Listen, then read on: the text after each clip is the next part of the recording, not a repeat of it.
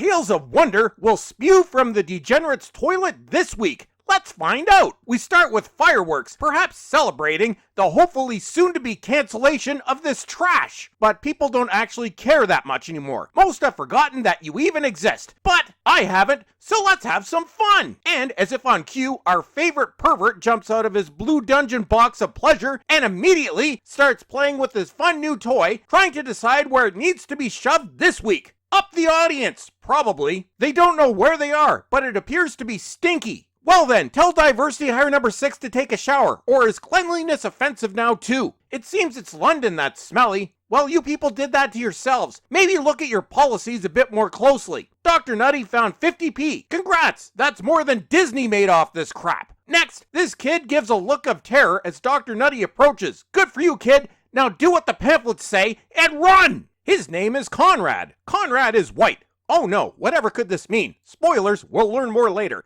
They were in 2007. Remember 2007, before everyone with a brain figured out what a pompous asshat Russell is? Even Dr. Nutty mentions hopes and possibilities. Did you people do this on purpose? Then he bribes Conrad. Kid, run, now! So he does. Then he runs off to a single mother because fathers are no longer allowed on this show, who gives him a drunken smack. That used to be the norm back in the day, but I tend to think this is how this lady deals with all her problems. If it gets annoying, just hit it. Then she heads off to bang her loser white male boyfriend. Careful, or Dr. Nutty might beat you to it. Then we learn that Conrad spent the rest of his life searching for Dr. Nutty's blue dungeon box. And then, who's this? It's Princess Zumi, who was relieved from her duties as full-time companion for being too white. Conrad is interviewing her about what a danger Dr. Nutty is to society. It seems Conrad ran into Dr. Nutty last year. Well, that's unfortunate, and experienced one of his adventures in degeneracy with another discarded costume taken out of the dumpster behind a Spirit of Halloween store. Also, there's Splooge. At this point, I hear you asking, wait, this episode is featuring a white dude not being portrayed as scum of the earth. Oh, just you wait, little ones. It seems that while defeating the Halloween costume, Princess Zumi got splooged on. Well, that's to be expected. The splooge has marked Princess Zumi as future prey, but don't worry, Dr. Nutty has the antidote. Honestly, dear, I take my chances with the Halloween costume splooge monster. Nobody in their right mind should ever take anything this man gives them. Princess Zumi decides to ignore my instructions and drinks the mystery juice. Well, it's your funeral, dear. No mystery antidote for Conrad, though. Consider yourself lucky, dude. Then Dr. Nutty heads off to take a holiday for most of the rest of the episode because 8 episodes and a special nobody watched in a year is too much for our delicate little flower. Don't worry, though. He comes back later in the most over-the-top scene of bile-spewing hate the show has ever witnessed. Then Conrad takes a picture, probably to send it to the police, because he just spotted the blue pervert dungeon box they've been looking for. He says he's been looking for Princess Zumi ever since. Yeah, dude, we were all worried about her. But then she showed up on his podcast. Well, that was nice of her. And what podcast is this? And what is this dude on about? Well, I'm sure we'll learn more later, and it's sure to be as subtle as Satan's ass breaking wind. Princess Zumi is sad that her and Dr. Nutty are no longer together. Well, you'll have to speak to Disney and the BBC about that. They have very strict policies that must be followed at all costs. Conrad starts saying that trolls online are saying that their adventures are just a cover story. Oh dear. Once again, wherever could this be headed? Then Conrad starts to hit on Princess Zumi. Dude, you'd better be making a lot of money on your podcasts, or the police are about to be called. But his bank account checks out, and they go on a date. It seems they are about to become an item. And I start asking questions. A white couple on a modern-day TV show? On a British modern-day TV show? Something doesn't add up here. I'd start to get very worried if I was Conrad. They start to have a conversation about last year's splooge-spewing Halloween costumes, but I can't help but feel more and more worried for Conrad. The splooge monsters have come back. Oh dear! And don't say splooge too loudly. Dr. Nutty has very sensitive ears, and we just got rid of the creep. Conrad has been marked as prey by the splooge monster. Oh no, what a pickle. What a pickle indeed. They are creepy little bastards, so definitely friends of Dr. Nutty. Princess Zumi gives Conrad Dr. Nutty's splooge antidote. Careful, dude, you have no idea what that man put in that thing. It seems that meeting Dr. Nutty got Conrad into investigating UFOs, alien sightings, and other tales of degeneracy. I wonder what his eventual take on these things is going to be. It's a mystery. Conrad says he thought the day Dr. Nutty bribed him was his lucky day, but actually, today is his lucky day. Is it though, Conrad? Is it really? Because Russell and his friend Petey might have other plans for you. Then Conrad offers to buy Princess Zumi dinner, but he might be worried that that's too old-fashioned. No worries, Conrad. She's a modern lady and is more than happy to take your money. Then we have a cameo from I'm Just Doing It for the Money Mommy and Whacked Out Granny. What fun! They are very excited about Princess Zumi's new boyfriend. As we all are, dear.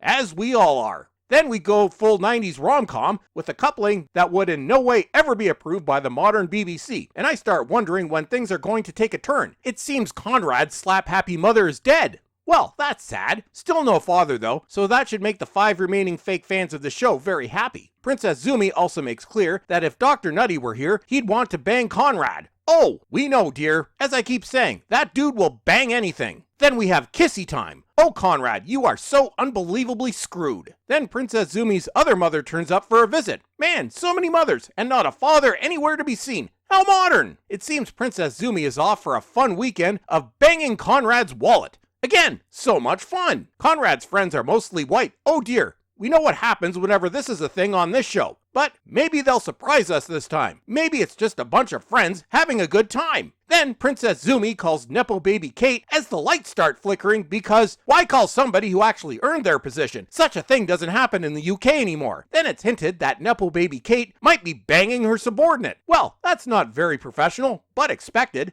Then Nepo Baby Kate goes to say hi to the splooge monster before going back to sexy time with subordinates. Then Princess Zumi says that she thinks she has PTSD from her time with Dr. Nutty. That seems perfectly reasonable. Then the Halloween costume splooge monster shows up and it seems that Conrad didn't take Dr. Nutty's secret formula. Oh no! It seems there's more than one Halloween costume splooge monster. I guess the costume department was feeling generous with its budget that day. Who am I kidding? They found a second costume in the dumpster. No worries though, Nepo Baby Kate and friends are on the case. Then Princess Zumi starts barking orders when this white dude asks who put her in charge. Pretty reasonable question, in my opinion. Then Princess Zumi heads out to girl boss the Halloween costume splooge monsters into submission. You go, girl, that's sure to work. Then she gets offended when Conrad comes to help. Go away, dude, she has this all under control. Oh no, and Sparky's dead. Poor Sparky. But oh good, it's Nepo Baby Kate and friends. Nice to see she was able to take a break from banging her subordinates. But then we suddenly find out that they really were costumes all along. Well, color me embarrassed. Then the episode takes a wide turn into Silly Town. It seems Conrad was behind it all the time. What a twist! It also seems Conrad is a member of Think Tank, which intends to expose the lies told by Unit. Well, if they are liars, then I guess somebody has to expose them. Also, don't forget to ask Nepo Baby Kate about all that banging going on in her office. He tells Princess Zumi how unpleasant it was having to deal with her all those weeks. Well, that goes without saying, dude, and Nepo Baby Kate is not amused. Conrad tells Kate that she should be ashamed for wasting taxpayer dollars. While he does have a valid point, perhaps you should stop banging your subordinates when on the clock. He says everything Unit does is fake, and nothing but special effects. Well, they are. But I don't know how many people were actually convinced, considering the abilities of the effects department. Conrad says people need to know the truth. It's simple, Conrad. Russell and his friend Petey want to make sure nobody ever watches this show again. Oh, and in case you haven't guessed it, Conrad is your typical Trump supporter, or maybe just somebody who asks too many questions. You know, stuff that reasonable people do. Don't ask questions. Just do as we do or get canceled. Then Conrad says that Ruby Sunday is a ridiculous name and sounds made up. You're right, dude. Her real name is Princess Zumi. Then in true UK fashion,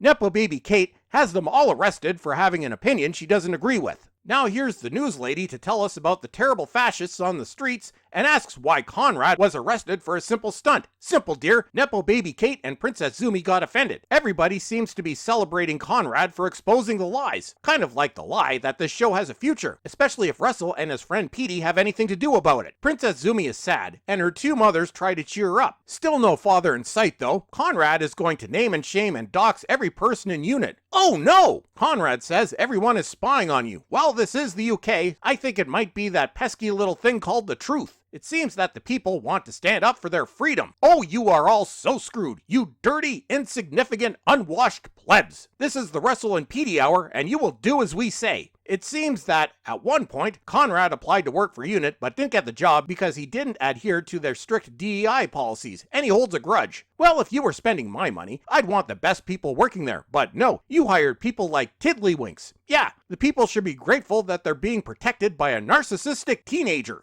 Princess Zumi says it's about more than a grudge, it's about power and craving attention, unknowingly having just described the entire modern leftist movement. And it seems Conrad's mother is not dead, and he's making a ton of money. Well, we already knew that considering Princess Zumi would give him the time of day. And, well, good for him, but I can see why somebody actually earning their fortune would be offensive to these people. And it seems the government has ordered a full inventory of unit premises. Well, you are all definitely screwed. Nepo Baby Kate is worried what happens when a dictator gets a hold of unit technology. Well then, dear, perhaps you shouldn't have all voted for Lord Dinglenuts. Then, in case anyone was wondering why a white dude was working for UNIT, he's a plant, because any white dude working for UNIT must be the devil. But the white dude wasn't terrible enough, so Conrad just shoots him. Then, as if this episode was written by a purple-haired freak on Blue Sky, Conrad comes in ready to shoot up the place, and if you're not laughing hysterically by this point, then something must be wrong with you. It's hard to even get mad at this anymore. These people are so pathetic. Conrad calls them a bunch of traitors. I'd say more like a bunch of attention-seeking, unqualified DEI hires. You know, like everyone involved with this show. Either that or they're just Nepo babies, but I think the words you are looking for are generally annoying.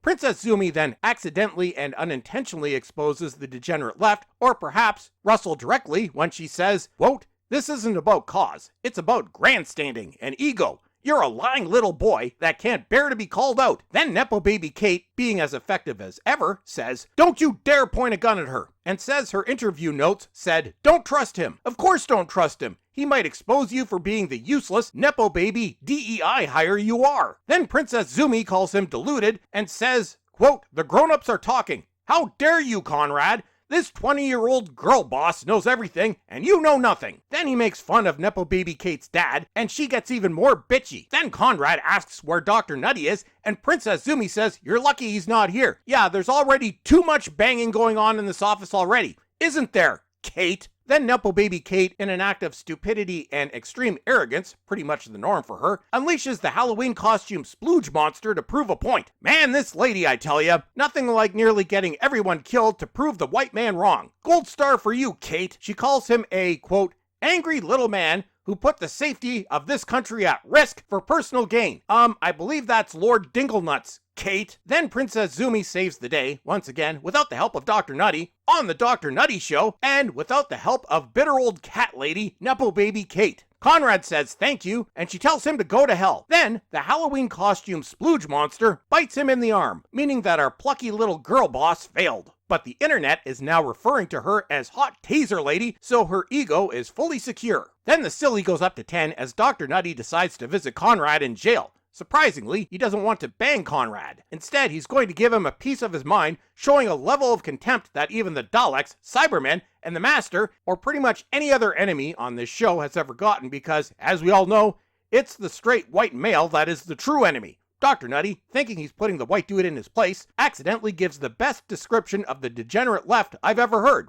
"You're special for all the wrong reasons. You see, I am fighting a battle on behalf of everyday people who just want to get through their day and feel safe and warm and fed, and then along comes this noise. All day long, this relentless noise. Cowards like you, weaponizing lies, taking people's insecurities and fear, and making it currency. You are exhausting. You stamp on the truth, choke on our bandwidth, and shred our patience because the only strategy you have is to wear us down. But the thing is, Conrad, or degenerate left, I have energy to burn and all the time in the universe. Somebody call Webster's dictionary. We have a new definition to enter. Modern leftism. Read below." Then Conrad starts to laugh, along with anybody that actually watched this crap. Then Dr. Nutty tells him he'll die in jail. Probably. This is England after all. Then he tells Dr. Nutty to put him back in prison and, quote, "get off my world," in another act of amazing subtlety from Russell and his friend Petey. And then, oh no, he gets freed by Mystery Lady as this week's lecture session has come to an end.